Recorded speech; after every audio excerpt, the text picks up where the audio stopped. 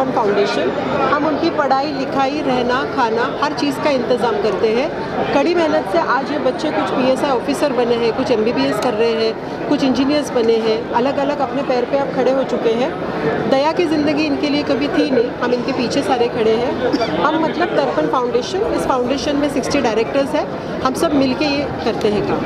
Ma'am, किस तरीके का सपोर्ट आप लोगों का रहता है इन सभी बच्चों के साथ में?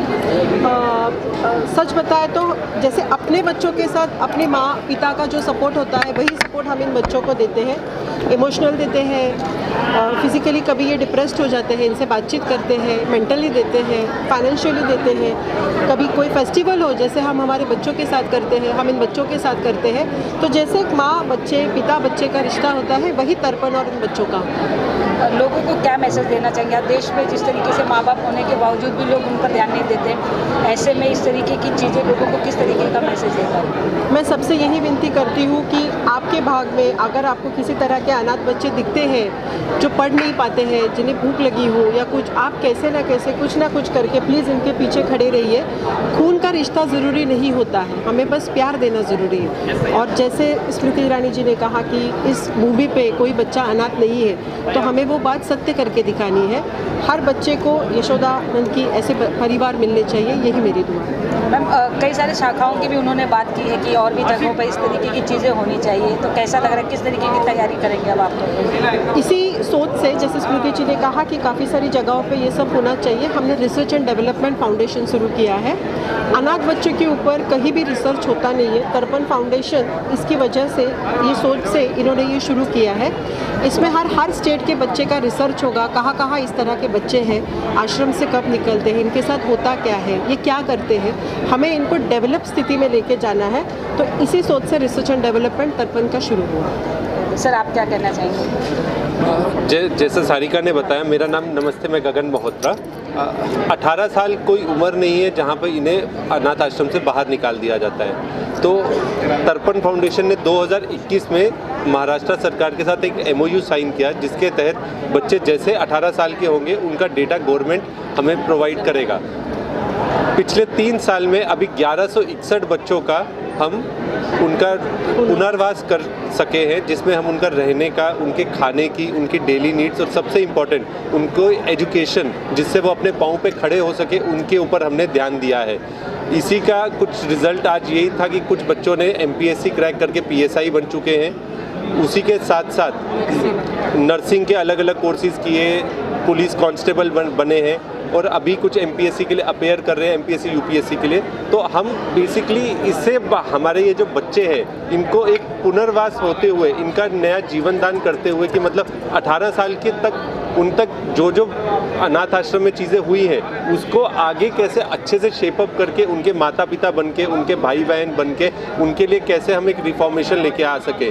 तो हम पूरा सिस्टमेटिक डेटाबेस ओरिएंटेड ये महाराष्ट्र सरकार में पिछले 3 साल से काम कर रहे हैं। अभी आज के इस अवसर पे जब हम यहाँ पर तर्पण orphan research academy development centre की बात, टॉरेक की जो हम बात कर रहे हैं आज, जिसका इनॉग्रेशन स्मृति ईरानी जी के हाथों से हुआ है, तो इसके तहत हम पूरी इसकी डिटेलिंग में जाने वाले हैं कि मतलब पूरे हर राज्य भर में अलग अलग क्या क्या इनके लिए योजनाएं रखी गई है, जिससे इनके बेटरमेंट की हम बात कर सके। कैसा है, महाराष्ट्र सरकार एक पहली स्टेट है जहाँ पर यहाँ पर हम ये काम कर सके हैं। कहते हैं आकाश बहुत बड़ा है, तो हम कितने उसमें से हम वाटअप में उनकी मदद कर सके इन बच्चों की, हमारी वही हमेशा इच्छा रहेगी। स्मृति जी ने कहा भी कि अभी वो केंद्र सरकार के साथ तर्पण रिसर्च सेंटर का MOU भी करेगी, तो ये हमारे लिए सबसे बड़ी बात है। धन्यवाद। ये 18 साल के ऊपर जब बच्चा बालगृह से बाहर निकलता है, उसको आत्मनिर्भर बनाने के लिए काम करने वाली एक NGO ऑर्गेनाइजेशन है। हम गत 5 साल से इस क्षेत्र में काम कर रहे हैं। 5 साल के सफ़र में हमने 1166 बच्चों को अडॉप्ट किया है। आज का जो कार्यक्रम था उसका नाम था प्रतिभा सम्मान। हमारे कुछ बच्चे जिन्होंने कुछ मुकाम पाया है, हम सभी को मालूम है कि देवेंद्र जी जब फडणवीस जी हमारे माननीय मुख्यमंत्री थे, उस वक्त उन्होंने बालगृह से निकले हुए ऑर्फन बच्चों के लिए 1% रिजर्वेशन का डिसीजन किया था।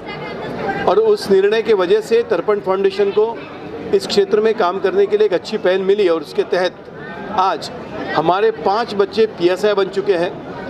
हमारे 2 बच्चे सेल टैक्स इंस्पेक्टर बन चुके हैं, हमारा एक बच्चा RFO बन चुका है, हमारे कई बच्चियाँ जिन्होंने नर्सिंग में काम कर रहे हैं, हमारी एक बेटी अभी लंदन में पढ़ रही है, हमारा एक बेटा अभी MBBS पढ़ रहा है। ऐसे सारे बच्चों को हम फेलिसिटेट किए आज, जिसका नाम था प्रतिभा सम्मान। और 5 साल के सफ़र में हमें समझ में आया कि समाज का ये जो सब्जेक्ट है ऑर्फन आफ्टर 18, जिसको आफ्टर केयर कहते हैं, इस विषय को लेकर कोई रिसर्च नहीं है, कोई PhD नहीं है। और इसलिए तर्पण फाउंडेशन ने आज तर्पण orphan research and development academy centre का इनॉग्रेशन किया है, और जिसके तहत ये देश का पहला सेंटर होगा कि जिसके अंदर ऑर्फन इस विषय को लेकर एडॉप्शन हो, फोस्टर केयरिंग हो, ऑर्फन आफ्टर 18 हो, इस विषय को लेकर हम अभी सारे लोगों को मिलकर रिसर्च करने जा रहे हैं। Thank you. कनेक्ट आहे आणि माझ्यासारखे असे खूप मुलं आहेत की जे म्हणजे आर्थिकदृष्ट्या मागास, प्रत्येकाची वेगवेगळ्या अडचणी आहेत। या फाउंडेशनमुळे आम्हाला जी आर्थिक मदत पण झाली आणि मी पोलीस भरती तयारी करत असताना मला डायटिंगसाठी असेल किंवा कोणत्या क्लाससाठी पण मदत झाली। आणि आज मला जे सत्कार झाला इथे एवढं आनंद झाला की म्हणजे शब्दाच्या पुढे सांगू शकत नाही। बाबाबद्दल बोलावं तर कमीच आहे। म्हणजे थँक्यू। आतापर्यंत बाबा म्हणजे मी आज नवीन आल्या सर म्हणत होतो, सर बोलत होतो, नंतर बाबा बोलले आपला एक परिवार आहे की आपला परिवार आहे की आपण प्रत्येकाला ताई दादा म्हणून बोलायचं। आणि खरंच की आपला इथं आले किंवा असं वाटतं की आपलं कोणतरी जिव्हाळ्याचं सगळे परिवारच आहे आपला।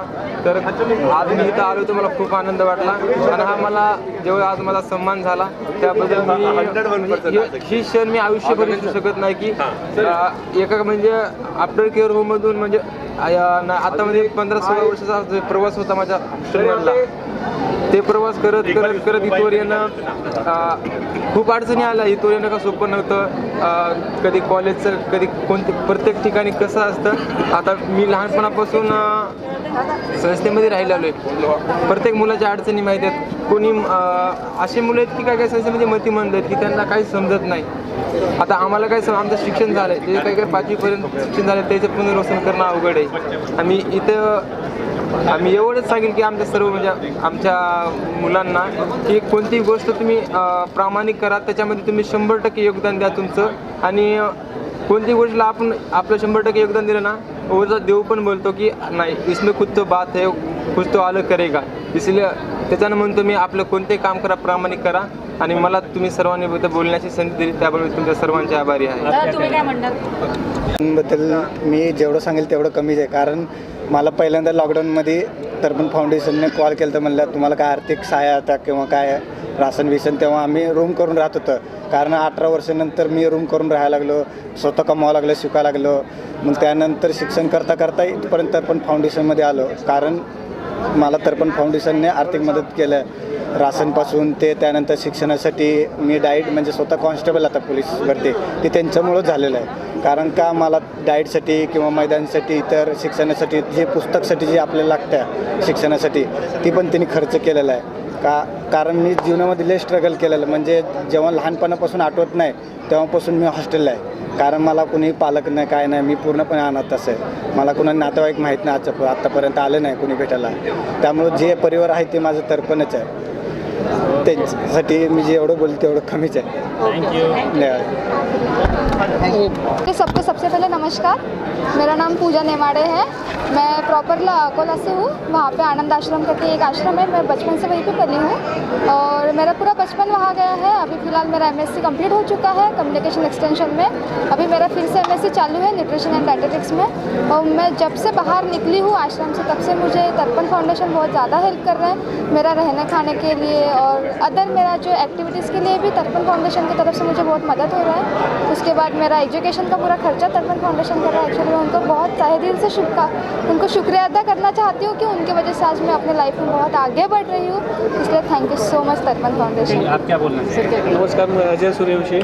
मैं अनाथ आश्रम से बाहर आया, फिल्म प्रोड्यूसर हूँ मैं और तर्पण से जुड़ा हूँ मैं। और श्रीकांत भारती जी बाबा हैं हमारे, उन्होंने हम बच्चों के लिए 1% आरक्षण और बहुत से काम वो करते हैं और उनके साथ ही मैं जुड़ा हूँ और उनके साथ ही आगे फ्यूचर में काम कर रहा हूँ।